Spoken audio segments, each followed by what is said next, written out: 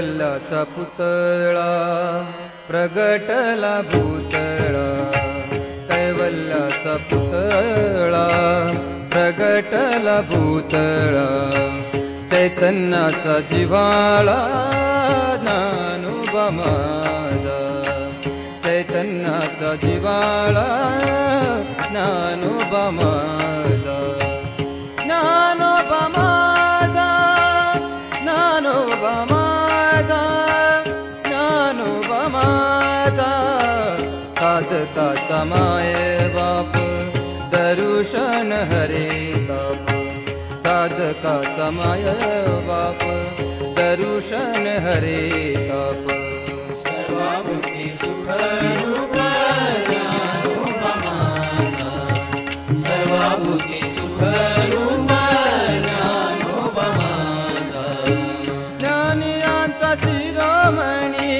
वंदे जो का पूज्यस्थानी, ज्ञानियांचा शिरोमणी वंदे जो का पूज्यस्थानी, चिंतकाचा चिंतामणी ज्ञानोबा माझा, ज्ञानोबा माझा, ज्ञानोबा माझा, ज्ञानोबा माझा, साधकाचा माये बाप दर्शन हरे ताप, साधकाचा माये बाप दर्शन हरे ताप, सर्वाभूती सुखरूप ज्ञानोबा माझा, सर्वाभूती सुखरूप ज्ञानोबा माझा, चालविली जड भिंती हरली चांगयाची भ्रांती, चालविली जड भिंती हरली चांगयाची भ्रांती,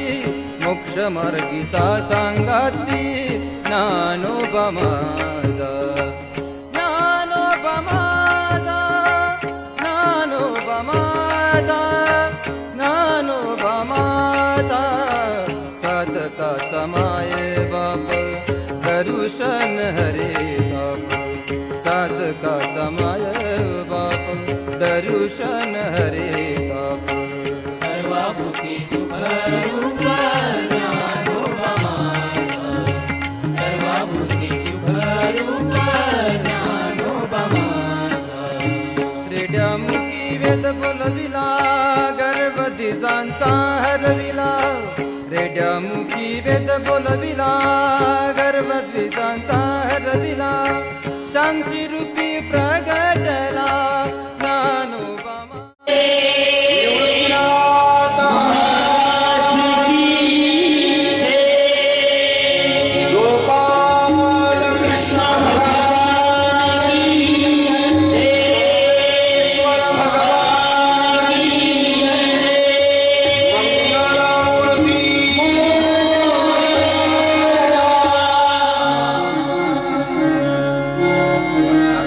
विघ्नेश्वराय वरदाय सुरप्रियाय लंबोधराय सकलाय जगद्पिताय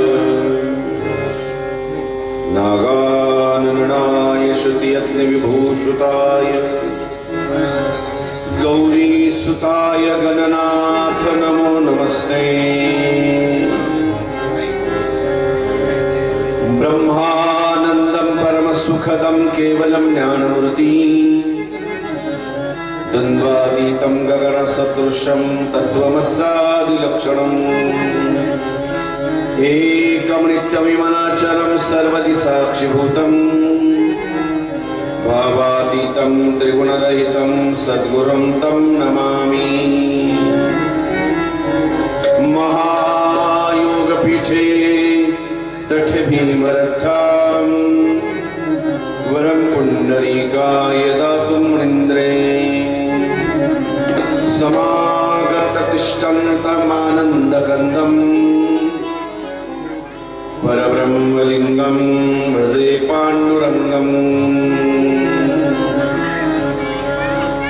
सर्वमङ्गलमाङ्गल्ये शिवे सर्वार्थसाधिके शरण्यत्र्यम्बक गौरी नारायणी नमोस्तुते। ओम नमो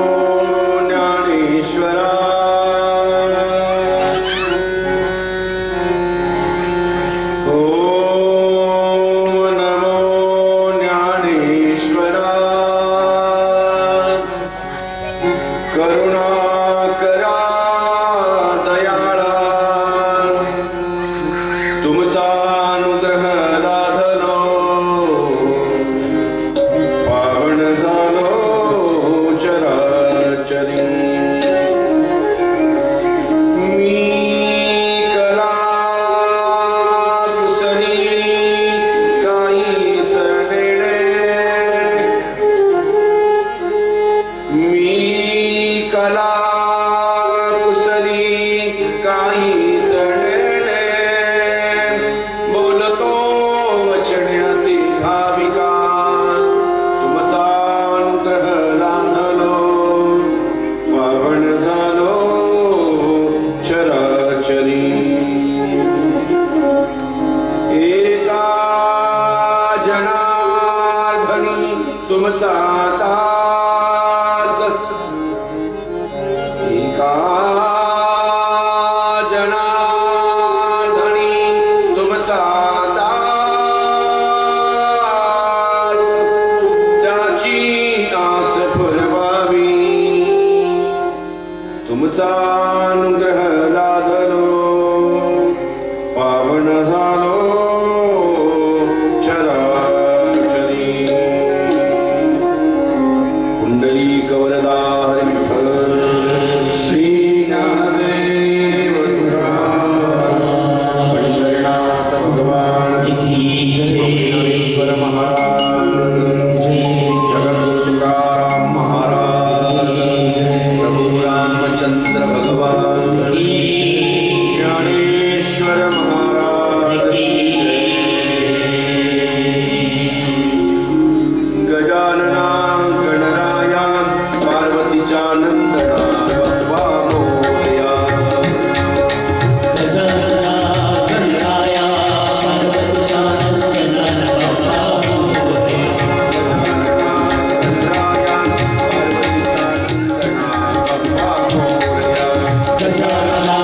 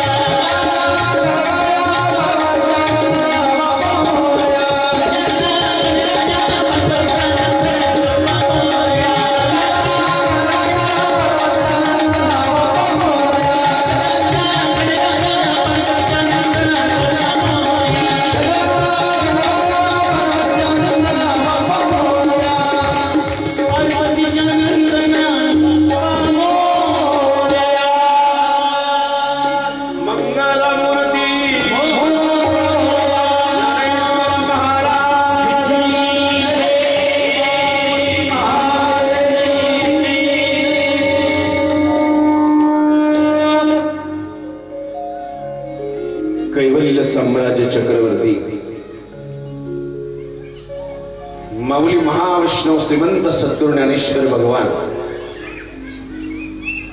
साधकाचा मायबाप योग्यांची माऊली ज्ञानी यांचा राजा महाराष्ट्राचं भूषण वारकरी संप्रदायाचं आराध्य दैवत चिंतकाचा चिंतामणी मोक्षमार्गिता संगाती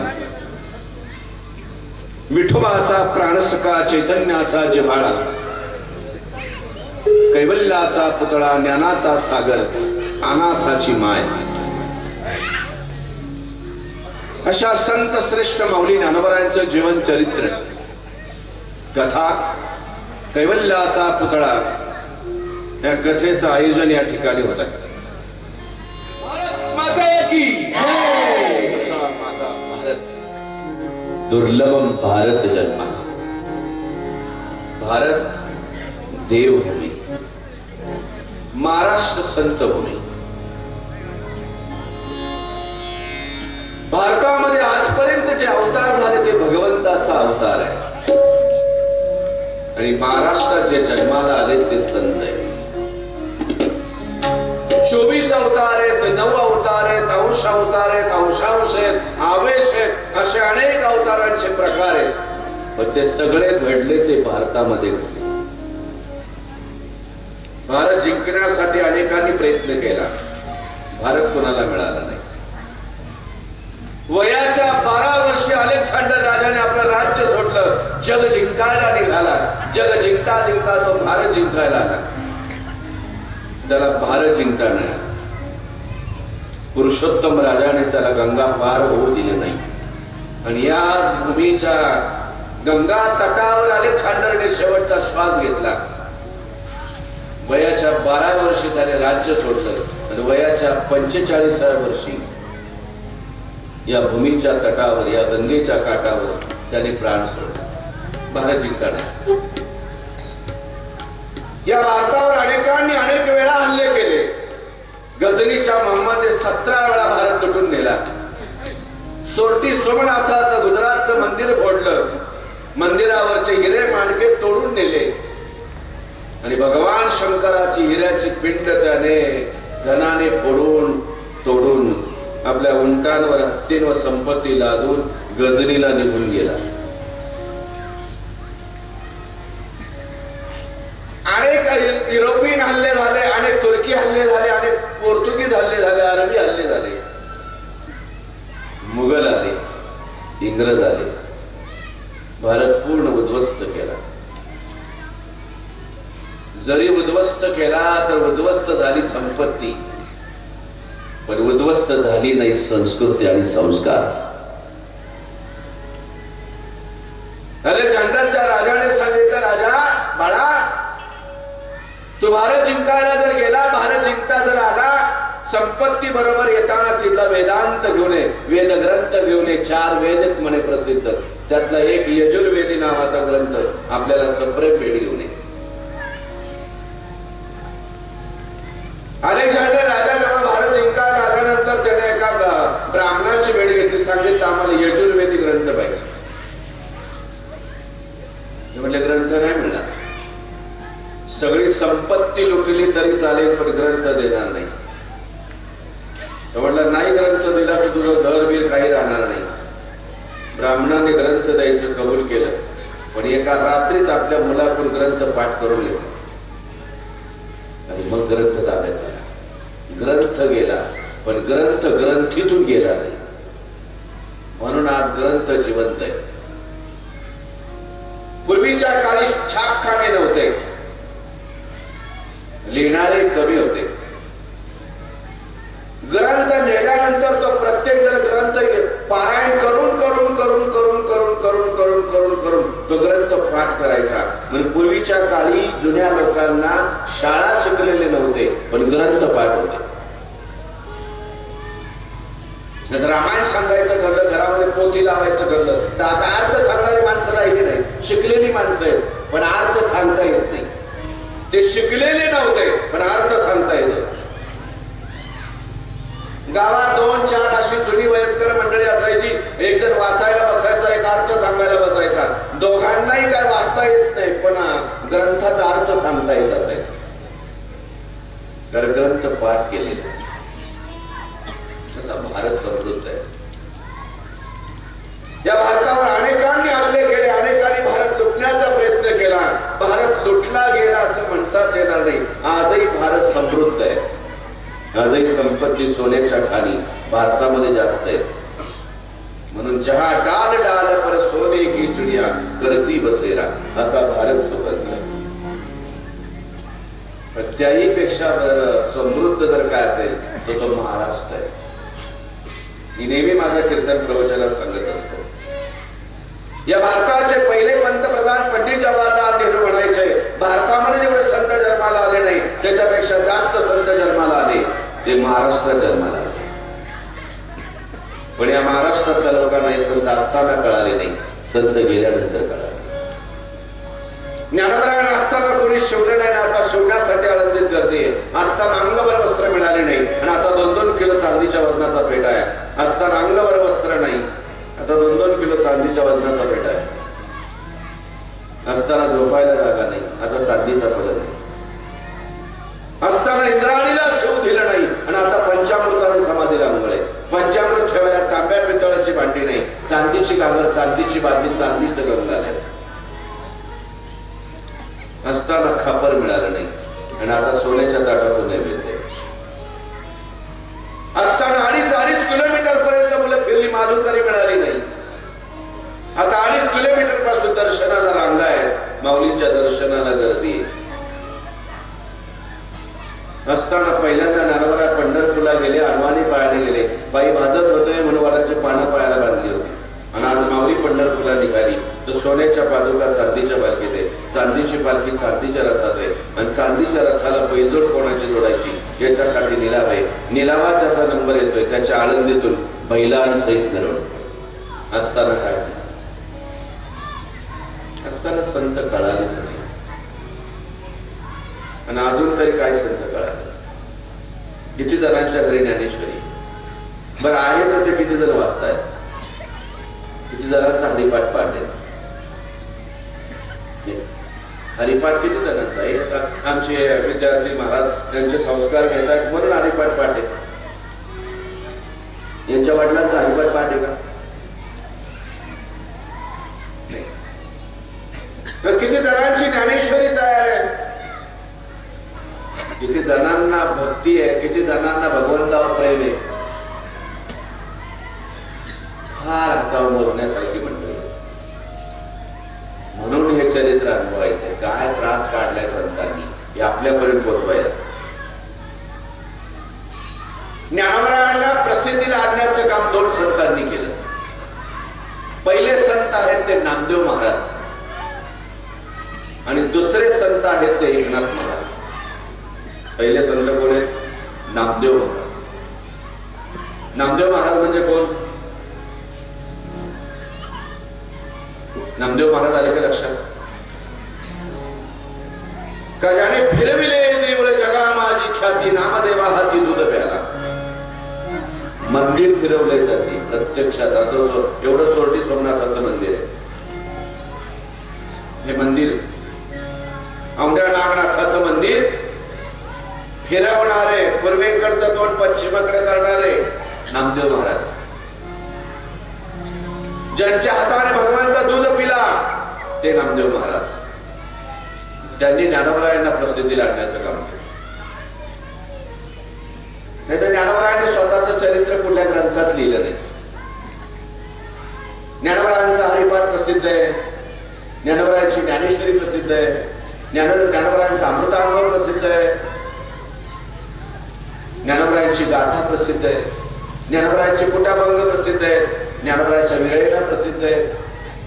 पण ज्ञानोबरायांनी स्वतःचं चरित्र कुठेही लिहिले नाही. नाही बापाचा उल्लेख केला, नाही आईचा उल्लेख केला, कुणी त्रास दिल्याचा उल्लेख केला नाही. कुठं राहत होतो याचा उल्लेख केला नाही, माझ्या आजोबा कोण, माझी आजी कोण याचा उल्लेख केला नाही. मग हे चरित्र कुठे सापडतं? कादंबऱ्यांमध्ये पुष्कळ चरित्र आहे. कादंबऱ्या वाचताना तुम्ही कादंबरीमध्ये ज्ञानवराचं चरित्र आहे. अनेक कादंबऱ्या प्रसिद्ध आहेत. मुंगी उडाली आकाशी कादंबरी प्रसिद्ध आहे. लोकसखा ज्ञानेश्वर कादंबरी प्रसिद्ध आहे.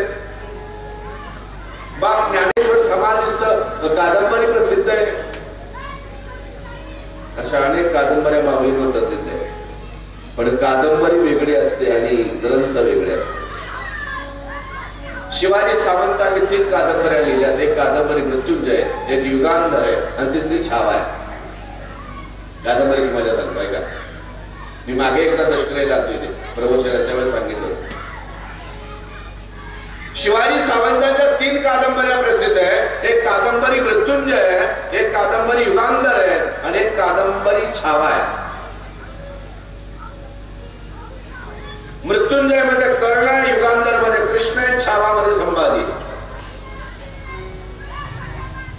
मृत्युंजय मध्ये कर्ण आहे, पण या कर्णाची उंची वाढवण्यासाठी मृत्युंजय मध्ये कृष्णाची उंची कमी केली. युगांधर मध्ये कृष्ण मोठा करण्यासाठी कर्णाची उंची कमी केली. कारण कर्ण कसा वागत असताना कर्णाला कसा अन्याय झाला, कृष्णाने त्याच्यावर कसा अन्याय केला हे मृत्युंजय मध्ये लिहिलेलं आहे. युगांधर मध्ये कृष्ण परमात्मा कृष्णनंद जगद्गुरु, जगाचा जगद्गुरु कृष्ण कसा झाला हे त्याचं वर्णन केलेलं आहे व त्याच्यामध्ये कर्णाला नावं ठेवलेली आहेत. या दोन्ही कादंबऱ्या प्रसिद्धीला आल्या. मग शिवाजी सावंतांच्या मनात आले पौराणिक लिहिलंय, आपण आता ऐतिहासिक काहीतरी लिहिलं पाहिजे म्हणून त्यांनी छत्रपती शिवाजी महाराज निवडले. त्याच्यानंतर त्यांच्या मनात आलं पृथ्वीराज चव्हाण निवडावे, राणा प्रतापांमध्ये यावं. राणा प्रताप पृथ्वीराज चव्हाण हे इकडं उत्तर प्रदेशामध्ये प्रसिद्ध आहे, ते महाराष्ट्रात काय जास्त स्वीकारले जाणार नाही म्हणून राजा शिव छत्रपती निवडला. राजे निवडल्यानंतर मनात आलं कादंबरी लिहावी. राजा शिव छत्रपती बाबासाहेब पुरंदरेंची कादंबरी प्रसिद्ध आहे. रणजित देसाईंची श्रीमान योगी प्रसिद्ध आहे. मग आपली कादंबरी कोण घेणार? त्या बऱ्याच कादंबऱ्यांचा त्यांनी अभ्यास केला, बखरींचा अभ्यास केला, इतिहासाचा अभ्यास केला आणि मग त्याच्यात लक्षात आलं संभाजी कलंकित केलेले. शंभूराजे कलंकित केले. निष्कलंक असलेला शंभू लिहिणारे त्या काळातले त्या ब्राह्मण समाजाने संभाजी महाराजांना थोडासा नकळत अण्णाजी दत्त यांना हत्तीच्या पायी दिल्या कारणाने नकळत त्यांच्यावरचा द्वेष, त्यांच्यावरचा राग व्यक्त करण्यात आली. नकळत संभाजीला कुठे कुठे कलंक लावला गेला. ते निष्पन्न झालं. कलंकित संभाजी नाहीये, पिणारे संभाजी नाहीये, बाईरवेडा संभाजी नाहीये. वयाच्या 14 वर्षी 6 ग्रंथ लिहिणार आहे. वयाच्या 28व्या वर्षापर्यंत 105 लढाया जिंकून आलेला हा राजा आहे आणि आदर्श बापाचा आदर्श सुपुत्र आहे. मग असा कसा असू शकेल हे त्यांनी सखोल अभ्यास केला. निष्कलंक संभाजी करण्यासाठी कादंबरी लिहायला घेतली. सर्व कादंबऱ्यांमध्ये इतर पुस्तकांमध्ये अभ्यासला. संभाजीवरचे प्लस पॉइंट त्यांनी निवडून काढले आणि कादंबरी तयार झाली. बाबासाहेब पुरंदरांकडे ते अभिप्राय मागायला म्हणून आले आणि अभिप्राय मागायला आले तर बाबासाहेब म्हणाले शिवाजीराव तुम्ही माझ्या काळात म्हणजे काय नाही, मी संभाजी महाराजांना कादंबरी लिहितोय, मला तुमच्याकडून अभिप्राय पाहिजे. बाबासाहेब पुरंदर म्हणाले तुम्हाला मी अभिप्राय देईन पण तुम्हाला विनंती माझी तुम्ही कादंबऱ्या खूप छान लिहिताय. मृत्युंजय कादंबरी मला आवडली, युगांधरही आवडली, पण मृत्युंजय मध्ये कर्ण मोठा करण्यासाठी कृष्णाची उंची तुम्ही कमी केली. युगांतर मध्ये कृष्ण वाढवण्यासाठी कृष्ण उंची वाढवण्यासाठी कर्णाची उंची कमी केली. आता संभाजी लिहिताना विनंती तुम्हाला छत्रपतींची उंची कमी करून संभाजी राजांची उंची वाढवू नका. बाबासाहेब म्हणाले शिवाजीराव छत्रपती शिवाजी महाराज म्हणजे सिंह आहे आणि सिंहाचं पिल्लू म्हणजे संभाजी, एवढं लक्षात ठेवून लिहा. बाबासाहेबांकडे पाहून शिवाजीराव हसले म्हणजे तुमच्याकडे आलो ते फार बरं झालं. कादंबरीला नाव मिळाले. सिंहाच्या पिलाला छावा म्हणतात. मी कादंबरीला नावच दिल छावा, म्हणून त्यांनी कादंबरीला नाव दिले छावा. सिंहाचं पिल्लू म्हणजे सिंह जेवढ्या ताकदीचा आहे तेवढ्या ताकदीचं त्याचं पिल्लू आहे. जेवढा सिंह ताकदीचा आहे तसा सिंहासारखा बाप आहे, म्हणून त्याचा मुलगा देखील तो देखील सिंह आहे. हे दाखवण्याचं काम त्या कादंबरीतून केले. हे कादंबरी वेगळं आणि ग्रंथ वेगळं. पण आता जी आपण कथा सांगणार आहे, इथून पुढे तुम्हाला 7 दिवस मी इथे निवेदन करणार आहे, हे कुठल्या कादंबरीतलं नाहीये. जर कादंबरी कथोकल्पित असते, कल्पने लिहिली असते. शिवाजी सावंतांनी काय कर्ण पाहिलंय का? कृष्ण पाहिलंय का? संभाजी महाराज पाहिलेत का? त्यांनी न पाहता त्यांच्याबद्दल आदरयुक्त लिहिलं जातं. हे कादंबरीकार करू शकतो, कोणाची उंची वाढवायची, कोणाची कमी करायची. पण ग्रंथात तसं नसतं. ग्रंथात असतं ते सत्य असतं. त्याही काळामध्ये तो काळात वर्तमान काळात लिहिलेलं, आजच्या वर्तमान काळात समाजाला वर्तमान सांगण्यासाठी आणि योग्य वर्तन वागण्यासाठी, वर्तनयुक्त राहण्यासाठी जे वर्तनात त्या काळात लिहिलं, ज्या वर्तमानात लिहिलं, याही वर्तमान काळामध्ये आपल्याला त्याच पद्धतीने वर्तन कसं करावं मार्गदर्शन ठरतं. त्याचं नाव ग्रंथ असतं. म्हणून ग्रंथ वेगळे, कादंबऱ्या वेगळ्या असतात. पण आपलं कसं आहे, ग्रंथ वाचायचं म्हणजे आम्हाला कमीपणा वाटतो. कादंबऱ्या वाचन म्हणजे स्टँडर्ड, हरिपाठ करणं म्हणजे गावंढळ नाही का? आता ही मुलं सगळे हरिपाठ करतात लहान लहान, आणि 31 वर्ष आपल्याकडे सप्ताह चाललाय. एकही मगाशी हरिपाठाला गावातला नव्हता. आणि सप्ताह किती वर्ष झाले? 30 वर्षात सप्ताह चालला. गावातला एक जर मोठा माणूस टाळ घेत नसेल तर काय तो सप्ताह काढण्यात मजा आहे? तुम्हाला महिलांना बोलतोय मी, त्यांनाच बोलतोय असं नाही, तुम्ही तेच. इतक्या वर्ष तुमच्या गावामध्ये सप्ताह चाललंय, एक वेळ वाटलं नाही का आपण हरिपाठाला नाही वर्षभरात जमत, नाही वर्षात जमत, पण वर्षातून 8 दिवस तरी, वर्षातला 1 दिवस तरी कशासाठी करायचे? ते एवढा मोठा खर्च कशासाठी आहे? हे दर्शन का प्रदर्शन? त्यातून जर काही घेत असाल तर दर्शन, नसेल घेत तर प्रदर्शनच आहे.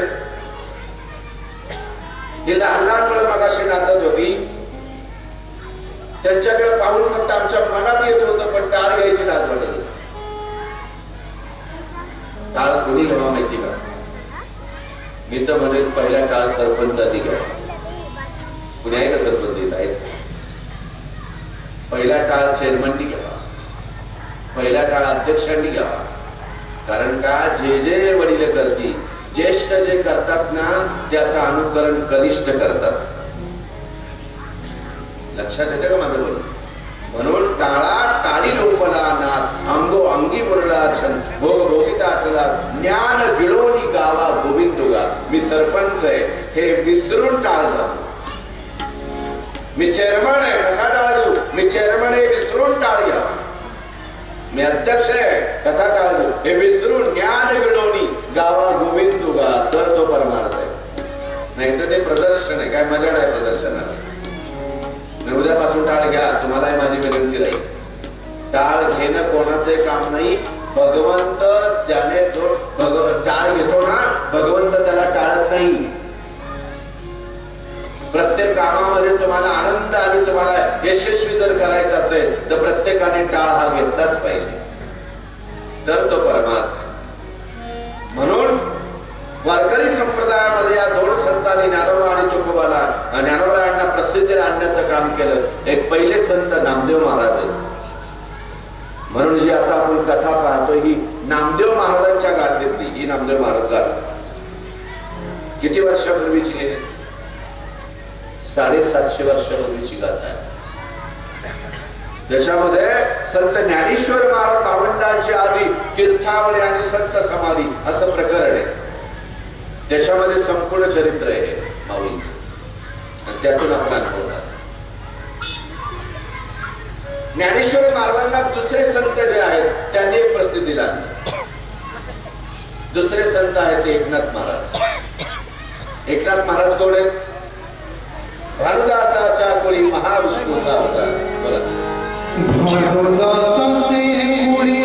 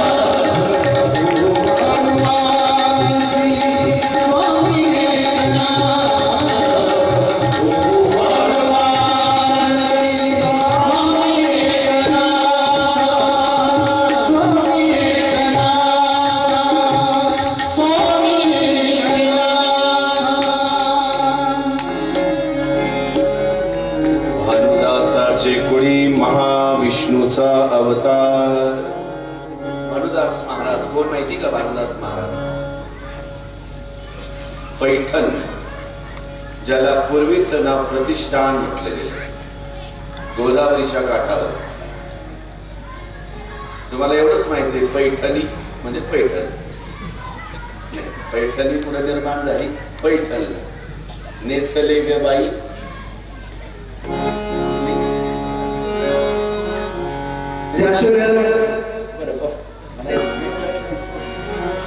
पुतळ्या डोरल साखळी पैंजण कमरेला कमरपटा नकात नथ घालोनी सारा थाटमाट करोनी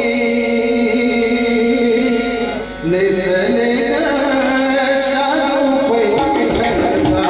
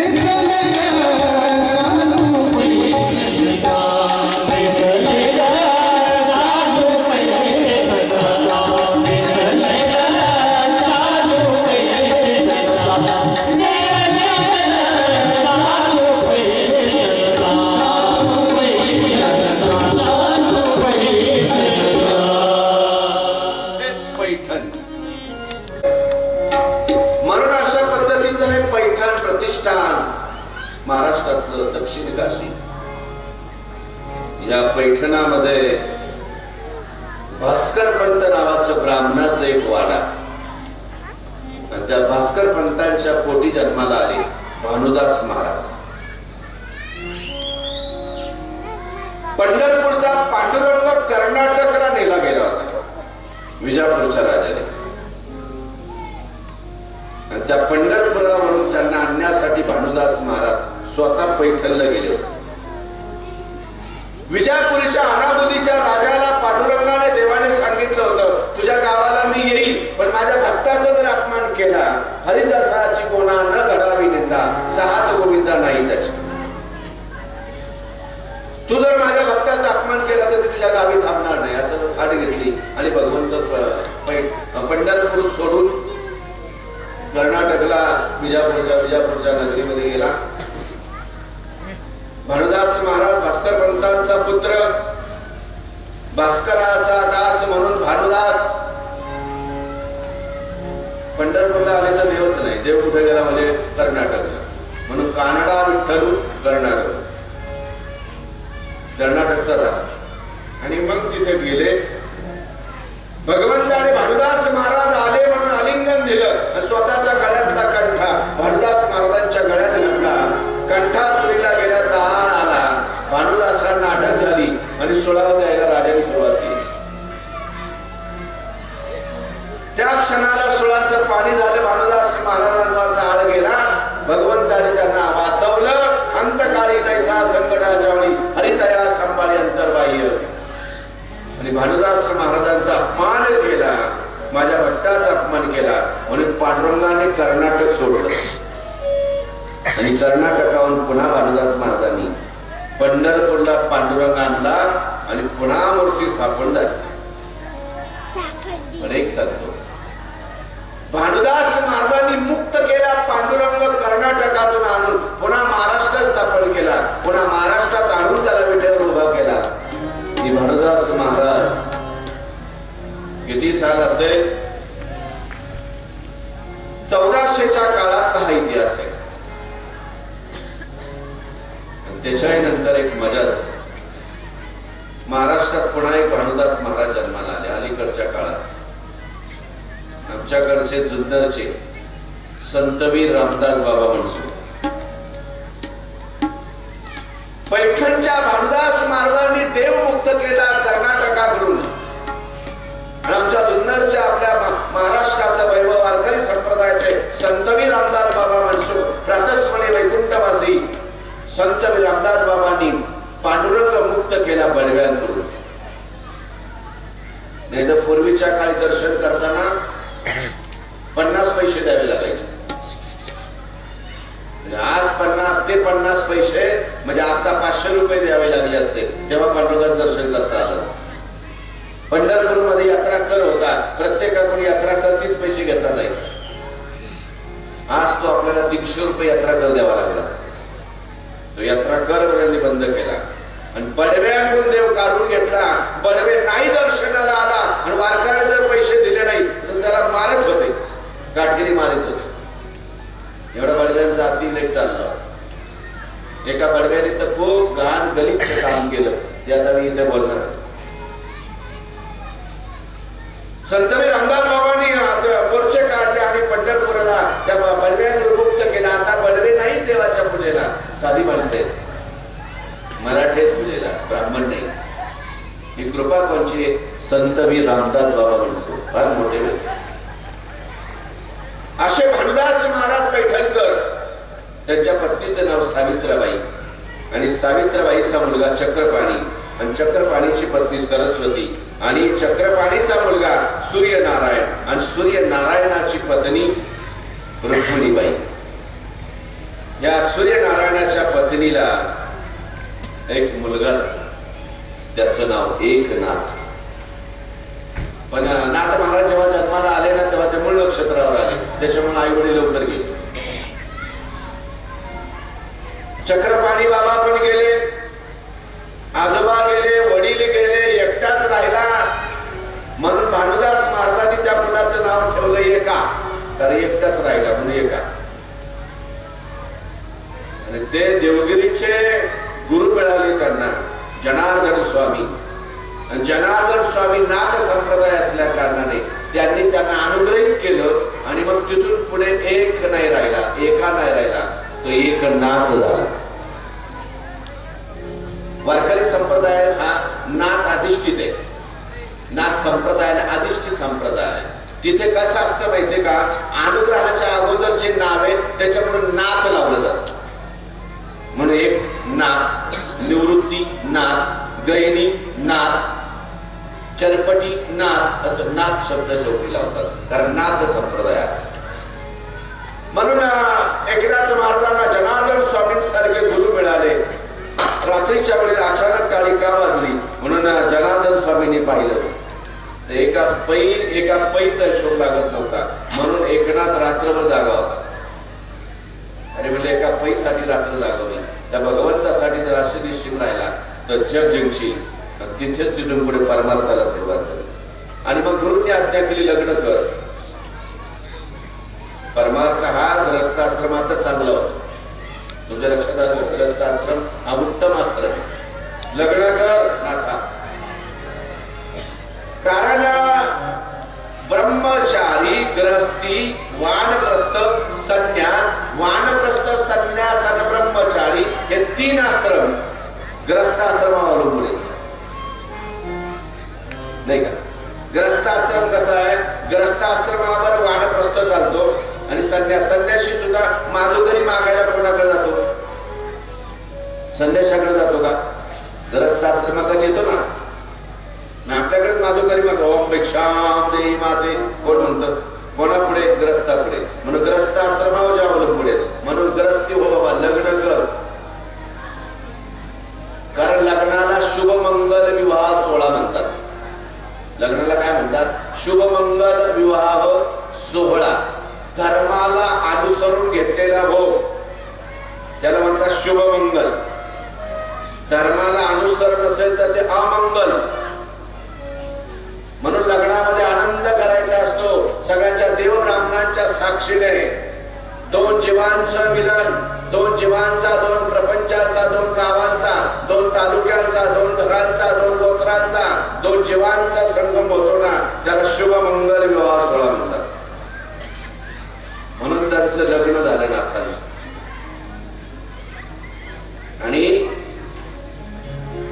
लग्न झालं, खूप चांगला प्रपंच सुरू झाला. नाथांना 2 मुली झाल्या.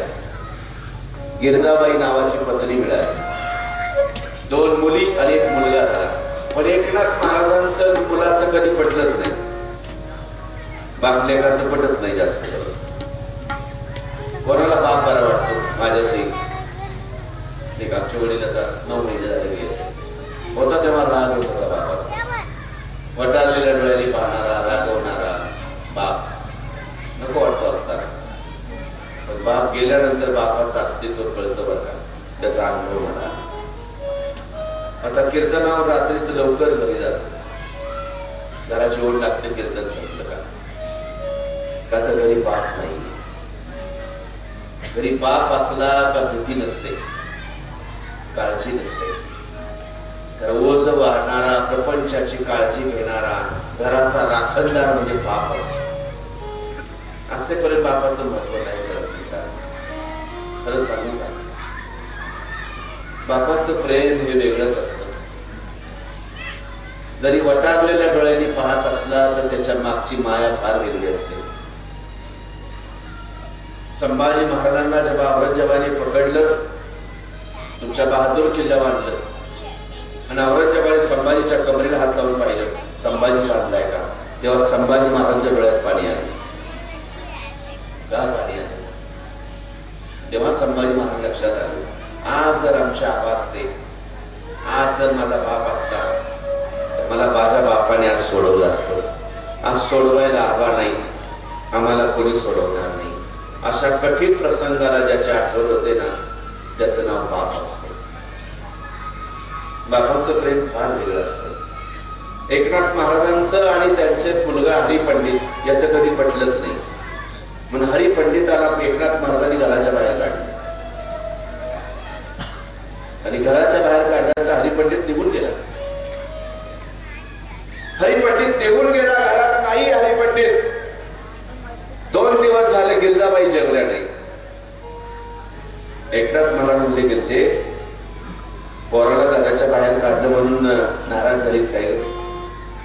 ती म्हटली, हो नाराज झाली, पण मुलाला घरातून बाहेर काढलं म्हणून नाही झाले. तुम्ही त्याला घरातून बाहेर काढायला उशीर केला, याच्या आधीच तुम्ही घराच्या बाहेर त्याला काढलं पाहिजे होतं, म्हणून मी नाराज झालो. याला म्हणतात आदर्श पत्नी. आता आपली बायको म्हणली असती, पप्या तुझ्या बापाला किती कळत नाही मला माहिती, तो किती शहाणा आहे, तू ये घरात. नाही, याला काय आदर्श पत्नी म्हणतो. एका शाळेमध्ये शिक्षक शिकवत होते पोरांना, अशी पोरं होती. त्यांनी फळ्यावर शब्द लिहिला होता, स्वांग. सांगा पोरांना स्वांग, स्वांग म्हणजे काय? इंग्लिश मध्ये लिहिलं स्वांग. सांगा स्वांग म्हणजे काय? कोणीच हात वर करेना. एका पोराने हात वर केला, ते कधीच हात वर करीत नव्हते. सरांना विशेष वाटलं आणि आज कसं काय हात वर केला? म्हणजे तुला काय माहिती रे, सांग. तो म्हटला सोपं आहे, स्वांग म्हणजे आमचा पप्पा. शिक्षक म्हणजे तुला कोणी सांगितलं? तो म्हटला आमच्या रोज म्हणते आलं स्वांग. काय पतीची किंमत राहिली पत्नीने. तुम्हाला खरं सांगू का माझ्या भगिनीनो, आपल्या पतीची किंमत जर वाढवायची असेल ना, तो वेडा असू द्या, तो खाणारा असू द्या, तो पिणारा असू द्या, तो लाख असू द्या, पण तुमचं ते सौभाग्य, त्याची किंमत तुम्ही वाढवायची असते. तुम्ही एकांतामध्ये कोणी घरात नसताना त्याला लाख शिव्या घाला, पण यांच्या पुढे त्याची किंमत ठेवा, म्हणजे ही त्यांची किंमत ठेवते. यांच्या पुढे सातत्याने आदरयुक्तच आदर दाखवा, म्हणजे हे त्या बापाला आदर देतील. आणि त्यांच्या पुढे जर तुम्ही तसे जर काही बोललात तर ते म्हणतील आमचा बाप काय असंच आहे, त्याला काय बाप येतो, त्याची किंमत नाही राहत. बाप हो बाप. घरातलं वातावरण आपण बदलायचं असतं. आपल्या बाळ्याला लोकांनी बाळ्या म्हणावं, बाबू म्हणावं तर त्याला आपण घरातल्यानी बाबूच म्हणतो, म्हणजे समाज बाबू म्हणतो. आपल्या माणसाची किंमत आपण वाढवायची असते, आपण कमी करायची नसते. या जुन्या माझ्या मावल्या या माझ्या आईच्या वयाच्या ज्या आहेत, लाख पतीने मारलं हाणलं किती काही केलं पण त्याला त्यांनी कधी शिव्या नाही दिल्या. रागाच्या भरात ती एखाद्या दिवशी उलट फिरून बोलली असेल पण त्या पतीला जर कोणी बोललं तर त्याचा अगदी वाखोरा घ्यायला ती धावून जाते. लाख मी माझ्या नवऱ्याला बोलेल पण तुला बोलायचा अधिकार नाही, असे माझ्या जुन्या मावल्या होत्या. म्हणून गिरजाबाई म्हणाल्या तुम्ही मुलाला घरातून बाहेर काढायला वेळ केला, याच्या आधीच काढलं पाहिजे. शेवटी हरिपंडिताला बापाची किंमत कळायला हरिपंडित घरात आला आणि नाथांचा प्रपंच सुरू झाला. नाथांनी भारुडं लिहिली, अनेक अनेक अनेक अनेक प्रकारचे अनेक सुंदर सुंदर ग्रंथ आपल्याला. एकनाथ महाराजांचं भारुड प्रसिद्ध आहे. एकनाथ महाराजांच्या अनेक पद्धतीचे कोल्हाटी नावाचं प्रकरण आहे, जोगवा आहे. अनेक प्रकरणात तो सगळ्या समाजाला जागृत करण्यासाठी नाथांचे आपल्या उपकार आहे. अशा एकनाथ महाराजांच्या स्वप्नात ज्ञानोबराय गेले. नाथांनी येऊन ठेवलं, मी माझ्या पदार्थ सांगत नाही. ते म्हणाले स्त्री ज्ञानदेवी एवढी स्वप्नात सांगितलेली मात मज लागी, आजार वृक्षाची मुळी कंठासी लागली, एवढी आनंदी स्थळी काळ वेगी. ऐसे स्वप्न होता अनुवनंता होई, तव नंदी माझा देखील द्वार. दिव्य तेज पुण्य मननाचा पुतळा, प्रत्यक्ष ज्ञानदेव बोलत असे. एका जना जरी पूर्वपुण्य फळले, श्री गुरु भेटले ज्ञानदेव. काय म्हणतात एकनाथ महाराज, ज्ञानेश्वर महाराज माझ्या स्वप्नात आले. ज्ञानेश्वर महाराजांचा काळ आपल्या एकनाथ महाराजांचा काळ बघा. एकनाथ महाराजांचा जन्म आहे 1430 आणि ज्ञानोबांचा समाधीचा काळ 1296. 25/11/1296 ला दुपारी 2:30 वाजता वार गुरुवार कार्तिक वद्य त्रयोदशीला ज्ञानोबा समाधीस्थ झाले. तारीख होती 25/11/1296. 1296 ला ज्ञानोबा समाधीस्थ झाले आळंदीमध्ये. एकनाथ महाराज जन्माला आले 1430 मध्ये आणि नाथ महाराजांच्या स्वप्नात ज्ञानोबा जाऊन म्हणाले, अरे नाथा, आजार वृक्षाची म्हणून माझ्या कंठाला लागली, तेवढी आनंदीत येऊन काढ. आजार वृक्ष म्हणजे कळला का? माऊलींच्या समाधी पुढे आजार वृक्ष आहे. माऊलींनी समाधी घेतल्यानंतर त्या समाधीच्या पुढे नामदेव महाराजांनी वाळलेलं लाकूड रोवलं. काठी दंड म्हणतात त्याला. तो दंड रोवला, वाळलेल्या लाकुडे. नामदेव महाराज म्हणाले, या वाळलेल्या लाकडाला काष्टाला जर पारवी फुटली तर समजायचं माऊलींची समाधी संजीवन झाली. कालांतराने त्या वाळलेल्या काष्टाला पालवी फुटली, फांद्या निर्माण झाल्या, वृक्ष झाला. ज्याला आजान होता जो, त्याला जान आली म्हणून म्हणतात त्याला आजान वृक्ष. जो आजान आहे, जो जिवंत नव्हता त्याला जिवंत केलं. मेले माणूस चित्र उठवे, वेळ काळात ग्रासलेला. वाळलेल्या काष्टाला पालवी फुटली म्हणून त्याचं नाव आजान वृक्ष आहे. त्या आजार वृक्षाच्या खाली समाधी आहे आणि त्या आजार वृक्षाच्या मुळे मला कंठाला लागल्यात, तेवढ्या आनंदीत येऊन काढ नाथा. एकनाथ महाराज म्हणता, ऐसे स्वप्न होता आलो अलंकापुरी. असं स्वप्न पडल्यानंतर मी आळंदीमध्ये आलो. आता तेव्हाची आळंदी आणि आत्ताची आळंदी फार फरक आहे. आळंदी पहिली कशी आहे? आळंदी हे गाव पुण्यभूमी ठाव, दैवताचे नाव सिद्धेश्वर. 84 सिद्धांचा सिद्ध भेटी मिळा, हा सुख सोळा काय किंवा अलंकारपुर शिवपीठ. येथे होते नीलकंठ ब्रह्मादिक तपवरिष्ठ, येथे पै केले इंद्र येऊन या भूमिसी. याग संपादिले हरणीसी, इंद्रानंदऋषी पंचक्रोशी पासून. येथे वनवल्ल वृक्षी देव येऊन होती पक्षी. हस्ती नासती उदकी, जनाची हरावया पापे. कलिकाळ गोपल्या गोपे, न चले लंका पुराशी. ऐसे सांगता हरीशी, प्रेम ओसंडले रुक्मिणीसी. म्हणे धन्य धन्य जयाचे कुशी, ज्ञानदेव जन्मले. काय आळंदीचं वर्णन काय केलं? देव म्हणती रुक्मिणी हाच योगी देखील आळी याची ज्ञान संजीवनी जाण या अभंगामध्ये वर्णन आलं आळंदीचं. म्हणजे आळंदी पहिले काय? शिवपीठ. लक्षात येते का? डोक्यावर चाललंय जरा ऐका. मग काय करता नाही का? जेवण तोपर्यंत स्वयंपाक होतो, तोपर्यंत ऐकलंच पाहिजे त्याला काही. पण बरं आहे, मला एक आनंद या गोष्टीचा आहे की याच्यानंतर जेवण आहे. आमच्या महिलांना 8 दिवस आराम आहे. नाहीतर तुम्ही स्वयंपाक यांनीच करायचा, जेवण घालायची माणसं, भांडी घासायची, मग कीर्तनाला यायचं. त्यांना काय ते काम चुकलं नसतं. म्हणून धन्यवाद देतो मी ग्रामस्थांना, इथं रोज जेवण येत आता. आणि मग आळंदीचं वर्णन करताना अलंकापूर शिवपीठ. इथं इंद्राने 100 यज्ञ केले आणि प्रत्येक यज्ञ केल्यानंतर त्याने त्या गंगेमध्ये स्नान केलं. इंद्रापडली भगे चंद्रधारा काळा, त्याला अंगाला पदर पडली होती, रक्तपू वाहत होता त्याच्यातून. पापातून मुक्त होण्यासाठी, शापमुक्त होण्यासाठी तो गंगेमध्ये स्नान करत होता. ज्या गंगेत स्नान करत होता त्या गंगेला नाव पडलं इंद्रायणी, कारण इंद्र स्नान करत होता म्हणून इंद्रायणी. लक्षात येते का माझं बोलणं? इंद्रायणी का म्हणतात? जिथे सिद्धी प्राप्त झाली म्हणून सिद्धेश्वराची स्थापना केली. येथे वन्नवल्ले ऋषी, देव येऊन होती पक्षी. प्रत्येक झाडांवर जे पक्षी आहेत ती देवाची रूप आहेत. इंद्रायणीचा अर्थ दोन्ही कडेला तीर्थयात्रा, तीर्थ आहेत. भागीरथी गुप्त आहे, त्रिवेणी गुप्त आहे, अशी गंगा आहे, तिचं नाव इंद्रायणी. त्या इंद्रायणीमध्ये इंद्र स्नान करत होता, देव येऊन तिथं राहत होते आणि त्याला शिवपीठ म्हणतात.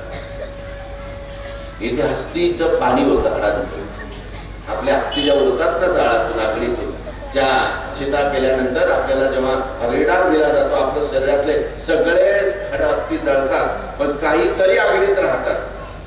पण त्यांचं अस्तित्व घालण्यासाठी आपण गोदावरीत नेऊन टाकतो. इंद्रायणी सुद्धा तेवढी ताकद आहे का तिथे हस्तींचं पाणी होतं. एवढी इंद्रायणीच्या पाण्यामध्ये ताकद आहे. हस्ती नासदी उदकी जनाची हरावया पापे, कलिकाल कोकल्या नचल्या रंकापुराची, अशी आळंदी. आणि अशा आळंदीचं वर्णन पूर्वीच आहे. इथे पंचायत आहे, इथे पंचवटी आहे, इथे सर्व देव वस्ती करून राहतात. असं पूर्वीच आळंदीचं वर्णन आहे. माऊलींच्या अगोदरची आळंदी. तेव्हाची आळंदी होती शिवपीठ. नंतर आळंदी झाली सिद्धेश्वराची आळंदी. माऊलीच्या समाधीनंतर आळंदी झाली देवाची आळंदी, ज्ञानदेवाची आळंदी. नंतर आळंदी झाली देवाची आळंदी आणि आता आळंदी झाली लग्नाची आळंदी. नाही का? परत चालला आळंदीला का? बरं आहे, देवाचा काय होत लग्नाला चाललाय. आळंदीला चाललाय तो काय माऊलीसाठी नाही चालला, कशाला चाललाय? लग्नाला.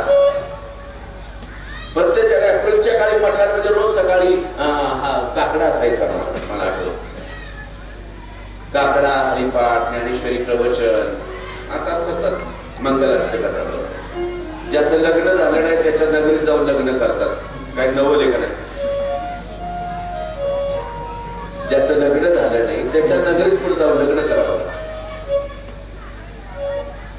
म्हणून त्या अशा आळंदीमध्ये एकनाथ महाराज आले तेव्हा ती आळंदी आळंदी राहिली नव्हती. ऐका, हे महत्वाचं आहे. एकनाथ महाराज आळंदीत आले 1475 ला ते आळंदीत आले एकनाथ महाराज. पण तेव्हा आळंदी उद्ध्वस्त केलेली आळंदी होती. कुणी उद्ध्वस्त केली होती? देवगिरीचं राज्य होतं. रामदेवराव यादव, कृष्णराव यादव यांचं राज्य होतं. आणि या कृष्णराव यादव आणि यांच्यावर हल्ला केला अल्लाउद्दीन खलजी याने. पूर्ण देवगिरीचा किल्ला उद्ध्वस्त केला. तिथे कृष्णराव यादवला हरवलं आणि स्वतः स्वयंघोषित तिथला राजा झाला. आणि त्या देवगिरीचं नाव बदललं दौलताबाद झालं. प्रत्येक मंदिर तोडलं त्याने, प्रत्येक मंदिर तोडलं. आपल्या मंदिराचा सुद्धा कळस नव्हता पूर्वी, नंतर तुम्ही त्याचा जीर्णोद्धार केला. प्रत्येक शिव मंदिर तोडलं. अल्लाउद्दीन खलजी एवढा क्रूर वागला महाराष्ट्रावर, एवढा क्रूर वागला. आपल्या हिंदू घर प्रत्येक गावातली माणूस ना माणूस मारला. असे बाहेर बोलवायची सगळी माणसं एकदम आणि एकदम कत्तल करायचं. हिंदूंच्या अशा थप्प्या लावायचा, असं माणसं मारल्यानंतर त्यांचे ढीग लावायचा आणि गोळ्या कुत्र्यांना खायला लावायचा, अग्नी डाग देऊन देत नसायचा. एवढा क्रूर वागला अल्लाउद्दीन खलजी. मंदिरातल्या मूर्ती घाणाने फोडल्या, देवगिरीचा सगळ्या सुंदर मूर्तींचं तोडून टाकलं, कैलास मंदिर तोडलं, आळंदीचं सुद्धा मंदिर तोडलं, वरचा कलश तोडून टाकला आणि आळंदीतली पार्वतीची मूर्ती फोडली. तुमच्याही मंदिरात पार्वतीची मूर्ती नाही, पहिली होती. जिथं तुम्ही आता पितळेचा मुखवटा ठेवलाय तिथं पार्वतीची मूर्ती होती.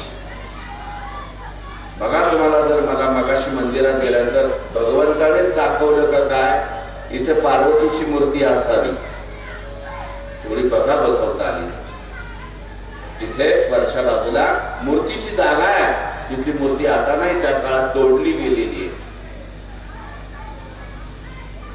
म्हणून पूर्वीच्या काळी खूप हिंदू घाबरले, खूप भीती घाबरली. यवनांचं राज्य आलं, प्रत्येकाने आपल्या घरापुढे पीर मांडला का तर या यवनांपासून वाचता यावं. ते काय करायचे, हिंदू दिसतोय ना कापून टाकायचं, त्यांच्या मुली चांगल्या दिसतात ना पळून न्यायच्या आणि तिकडे त्यांच्या राज्यात त्यात अरबला जाऊन तुर्कला जाऊन विकून टाकायच्या, मारायच्या, समोर मारायच्या, समोर पळून न्यायच्या. कोणाच्या लग्नाला सुद्धा भीती होती लग्न लावायला, म्हणून लग्न घरात लावायची लोक आड्याखाली. आडं कळत तर आता या नवीन पिढीला आडं नाही कळणार. आडं म्हणजे काय कळेल का? या पिढीला कळेल का लव म्हणजे काय?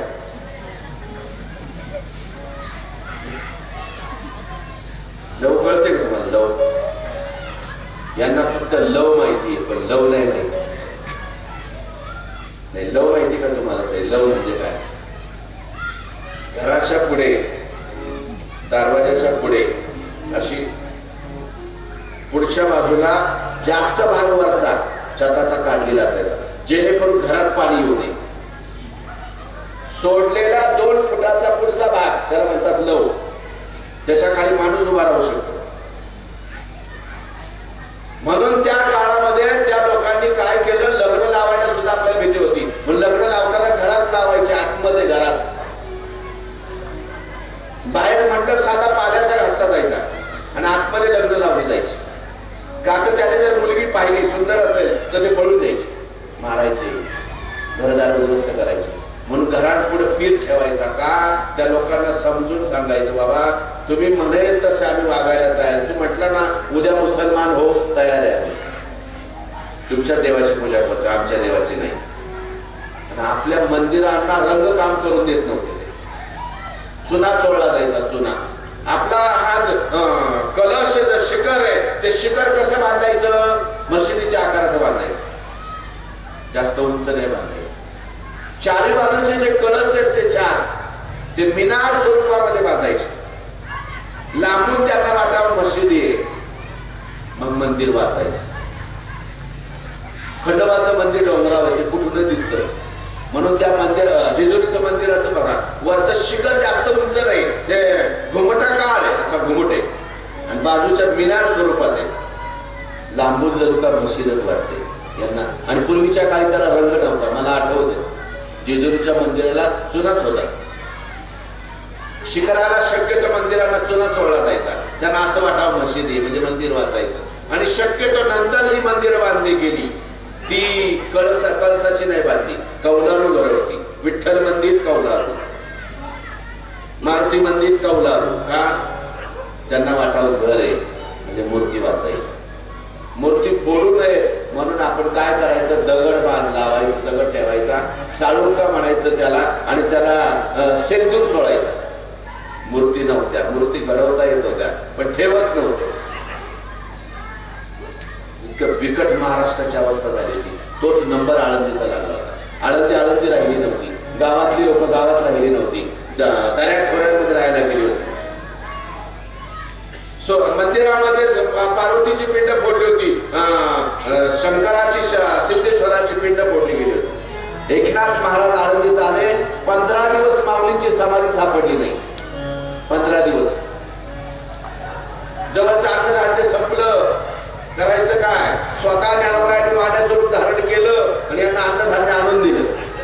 द्वादशी सोडली आणि मग त्रयोदशी वशीला पुन्हा माऊली नाथांच्या स्वप्नात आली, मी इथंच आहे, शोध. मग कसं शोधू? मग नामदेवरायाच्या गाथेत उल्लेख सापडला, उठवला शिवाचा ढवळा नंदी आणि उघडली शिळा विवराची. याचा अर्थ या नंदीच्या खालून जागा आहे. मग तो नंदी बाजूला केला, भली मोठी चौकोनी अशी दगडाची शिळा, त्याला तांब्याच्या कड्या, याचा अर्थ कड्या, याचा अर्थ शिळा निघते. सगळ्यांनी जय जयकार केला, ज्ञानेश्वर महाराज, ज्ञानेश्वर महाराज, ज्ञानेश्वर महाराज. शिळा उचलली, भलं मोठी विवर सापडली. माती व दगडांनी बांधकाम केलेलं, पायऱ्या, मौसूद पायऱ्या दगडाच्या. नाथांच्या लक्षात आली इथून उतरता येतं. एकनाथ महाराज उतरले त्यामध्ये. पहिल्या पायरीवर पाय ठेवला, दुसऱ्या पायरीवर पाय ठेवला, तिसऱ्या पायरीवर पाय ठेवला, चौथ्या पायरीवर पाय ठेवला, सातव्या पायरीवर ठेवला, आठव्या पायरीवर ठेवला, नवव्या पायरीवर पाय ठेवला आणि उत्तरेला असं वळण दिसलं. याचा अर्थ इकडे प्रवेश. पुन्हा पाय ठेवला, परत एका पायरीवर पाय ठेवला, परत एका पायरीवर ठेवला. तेवढ्यात आतून आवाज आला, या नाथा, या या नाथा, अनेक वर्ष आम्ही तुमची वाट पाहतो. या या नाथा, या नाथा, या नाथा, या या नाथा, या. नाथांनी म्हणा, महाराज तुमचा आवाज येतोय पण दर्शन नाही घडत. आवाज येतोय तुमचा पण या चर्मचक्षुंना तुमचं दर्शन होईना. लख प्रकाशाचे गोळे नाथांच्या बाजूला धावले, नाथांच्या लख प्रकाश पडला, नाथांचे डोळे झाकले गेले आणि हळूच नाथांनी झाकलेले डोळे हळूच उघडले. तर समोर काय पाहिलं? दिव्य तेज पुंज मदनाचा पुतळा. प्रत्यक्ष ज्ञानदेव बोलत असे. नाथांचा जन्म 1475 ला नाथ महाराज आळंदीमध्ये आले आणि माऊलींचा जन्म समाधी काळ 1296 1475 250 ते 250 वर्षानंतर नाथांच्या समोर प्रत्यक्षात ज्ञानोबा प्रगट झाले होते. दिव्य तेज पुंज मदनाचा पुतळा. प्रत्यक्ष ज्ञानदेव बोलत होते. ज्ञानोबा एकनाथ महाराजांची प्रत्यक्षात बोलत होते. आणि मग नाथांनी विचारले, महाराज कशासाठी आम्हाला बोलवलं? प्रार्थना केली, ओम नमो ज्ञानेश्वरा करुणाकरा दयाळा. तुमचा अनुग्रह लादलो पावन झालो चराचरी. मी कलाकुसरी काहीच नेणे बोलतो वचनाती भाविका. तुमचा अनुग्रह लादलो पावन झालो चराचरी. एका जनार्दनी तुमचा दास. एका जनार्दनी तुमचा दास. ज्याची आस पुरवावी तुमचा अनुग्रह लादलो पावन झालो चराचरी. एका जनार्दनी पूर्व पुण्य फळले. श्री गुरु भेटले ज्ञानदे. ऐसे स्वप्न होता अनुअलंकापुरी तव नंदी माझारी देखिले द्वार. दिव्य तेज पुंज मदनाचा पुतळा. प्रत्यक्ष ज्ञानदेव बोलत असे. प्रत्यक्ष ज्ञानोबा बोलत होते. नाथांनी म्हणा, बाबा कशासाठी आम्हाला बोलवलं? कुठं ती आजा वृक्षाची मुळी? माऊली म्हणाले, आजा वृक्षाची मुळी मला काय करणार आहे? कारण मी कैवल्य. कैवल्य म्हणजे मुक्त आहे आणि कैवल्याचा मी पुतळा आहे. मला ती आजा वृक्षाची मुळी काय करणार आहे? म्हणले, मग कशासाठी बोलवलं?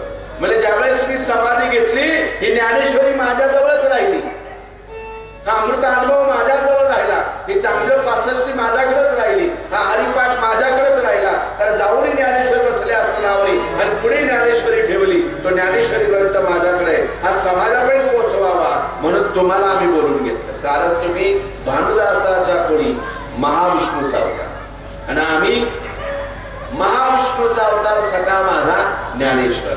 म्हणजे तुम्ही अंशांश विष्णू आहात, आम्ही अंशांश देखील विष्णू आहोत. म्हणून हा ग्रंथ तुमच्यापर्यंत पोहोचवावा, तुम्ही जगापर्यंत पोहोचवावा म्हणून आम्ही तुमच्या स्वप्नात आलो. हा ग्रंथ घ्या, समाजाला द्या. स्वतः ज्ञानोबरायांनी अनुग्रहित केलं नाथांना आणि स्वतः ग्रंथ त्यांच्या हातात दिला आणि नाथ महाराज माऊलींचं दर्शन करून पुन्हा बाहेर निघाले, पायऱ्या चढू लागले. आणि तेव्हा एकनाथ महाराजांना ज्ञानोबरायांचं चरित्र आठवलं.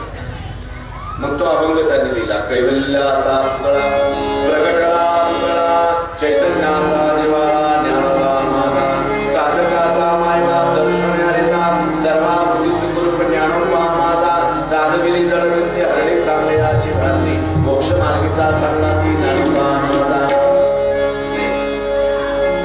किंवा ब्रह्म साम्राज्य दीपिका वर्णिली गीतेची टीका, विठोबाचा प्राण सखा ज्ञानोबा माझा. या अभंगाचा जन्म झाला. त्याच्यामध्ये संपूर्ण चरित्र त्यांनी सांगितले. मग कोण ज्ञानोबराय, कुठले? ज्ञानोबरायांचं मूळ गाव आळंदी नाही, माऊलींचं आजोळ घर आहे, आजोळ गाव आहे, मामाचं गाव आळंदी. पण त्यांच्या वडिलांचं गाव कुठलंय?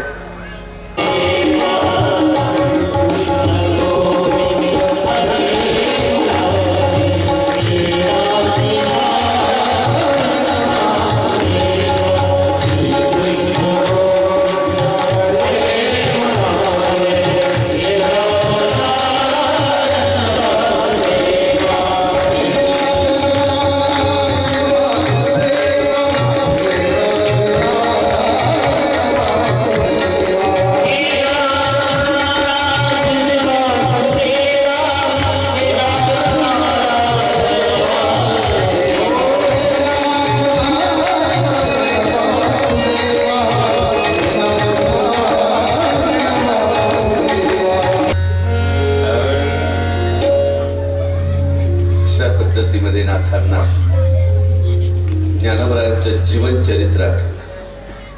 कोण ज्ञानोबराय, कुठले? ज्ञानोबरायांचं आजोळ घर म्हणजे आळंदी,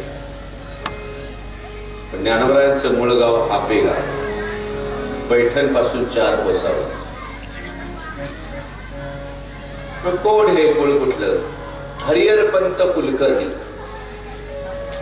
त्यांना कुलकर्णी म्हणायचे, पण खरं आडनाव जावळे. पूर्वीच्या काळी जन्म आणि मृत्यूची नोंद ब्राह्मण समाज ठेवायचा. जन्म कुंडली काढणे म्हणजे जन्म वेळ नोंद, आणि 10व्याचा घालायचा आहे, वर्ष श्राद्ध करायचंय, मथित काढायची म्हणजे मृत्यूची नोंद. लक्षात आलं का? जन्म मृत्यूची नोंद आता ग्रामपंचायत मध्ये होते, पूर्वी ब्राह्मण समाज 2 ठेवायचे.